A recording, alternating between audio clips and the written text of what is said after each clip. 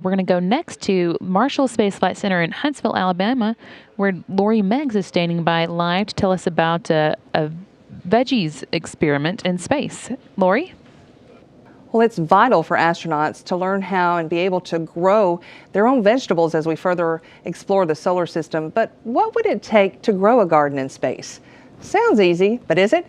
Joining me now is Paul Zamprelli, and Paul, I'm told that you might know the answer to this. You've got a new experiment going up, and I like the name. It's easy, veggie. I can relate. Tell us about veggie. Well, veggies, it's been a 10-year development based on an SBIR, or Small Business Innovative Research, with NASA, working out of Kennedy. It's a plant production system, basically, that's going up, very interactive with the astronauts, to be able to grow food, lettuce, and a whole dietary plan for the astronauts for nutrition. So how does it work? So basically, the unit is a box. It has LED lighting, and it actually, you can see it there. It has LED lighting that is an accordion type, and the plants grow as, and it is very interactive with, and the astronauts can touch and feel and tend to it just like a real garden. So we're growing lettuce. We are. The first mission as it goes up, which is slated to be on SpaceX 3, will grow lettuce and take a look at the growth pattern, and then it'll be harvested and brought back down for research on the lettuce itself, looking for microbials or any kind of impurities that may hurt the astronauts if they eat it. And this is really the first of its kind, because this is going to have crew interaction, and it's also going to grow off the cabin air. Correct. Most of the science, there's been a lot of plant science put on station, but it's all been encased and very hands-off. The environment has been very strict with it. This is open to the air, being able to grow on the air that's in the cabin itself. So it's different. Now it looks red, but it's not, right? No, that actually, it's the LED lights. What we do for low power consumption, we take just the light a plant needs to grow. That light is a lot of red and some other blends. It matters what type of plant we have in it, but Dr. Morrow back at Orbitech has been very instrumental in being able to do the right pitches for the plants. There's a lot of science that goes into it, but it makes it grow very fast and efficient.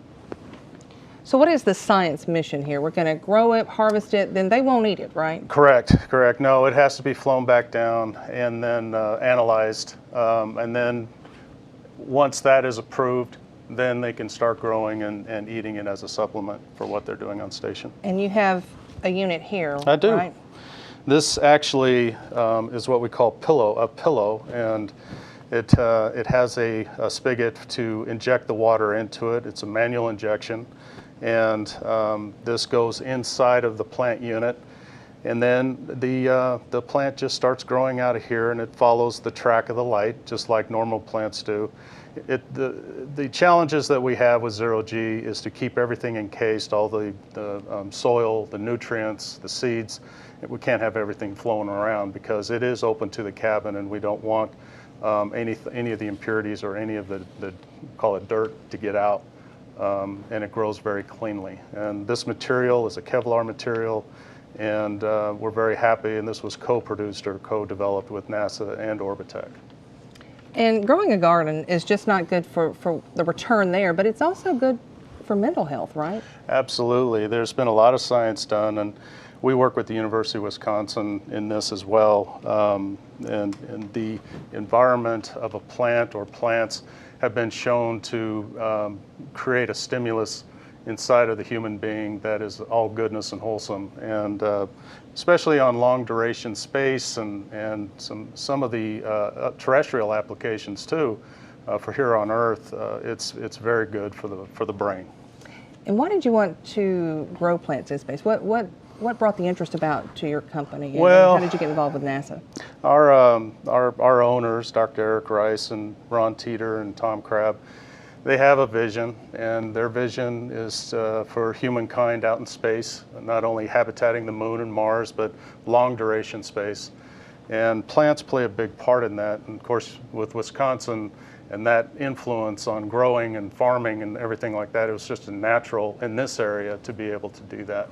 So we're very excited. Our engineers, Robert Richter, Ross, well, I don't want to forget names here because Ross Ramaker, Jim Harris, and Dr. Morrow have worked very hard, and the owners have given their careers to a lot of this science that is now going up on station again, and we're very happy about that. When will we see this on station? So it's slated to fly February on SpaceX 3. So we're very anticipating that and want to get this up and going. We're going to first grow lettuce, but when that comes down, we've also got loaded pillows to grow flowers. While they're waiting on that. So, you know, it's just we're going to keep it going. Absolutely. It's and there's zinnias. That's what it's. I wrote it down to make sure and I remember that. And tell us about the earth applications. I know there's a lot to that as well, and kids can get involved too, right? They have before. Right. Yeah. It's a very good STEM program. We've actually made some space gardens here that we have put into the schools. The Astronaut Garden that is like this unit has been on station many times growing, and we love to interact with the universities, elementaries. They can actually grow what the astronauts are growing up on space, or on space station. And you know, one of the things I wanted to do was thank some people on this with, and I need to mention the NASA folks. Our cooperation with NASA has just been wonderful, and especially with Kennedy on not only this, but advanced plant habitats and things like that. Just to mention a few, and I know I'll make some people mad, but Brian Onati, Joya Massa is the lead scientist for the science that's going up out of Kennedy. Nicole Duffer, Tori Long, Luke Robertson, and Monica Solar. The other is the support we've had from NASA Washington, from the NASA brass, with this project has been great. And Charlie Quincy and Mary Beth Adine, and of course Julie Robinson from the Johnson Group have just been outstanding for this. The SBIR program works. We're able to do a lot of things with the SBIR program. We've enjoyed a bunch, which we then commercialize, which we're commercializing this as well. But the SBIR office of Jennifer Van Pelt and Michael Vincate, it was wonderful. They did a wonderful job with us, still doing that wonderful job with more and more projects that we have on this. Well, Paul, it takes a village, and we thank you for sharing with us today. We can't wait to see Veggie launch next year. And that'll do it for us from the Payload Operations Integration Center. Now back to you at Mission Control in Houston.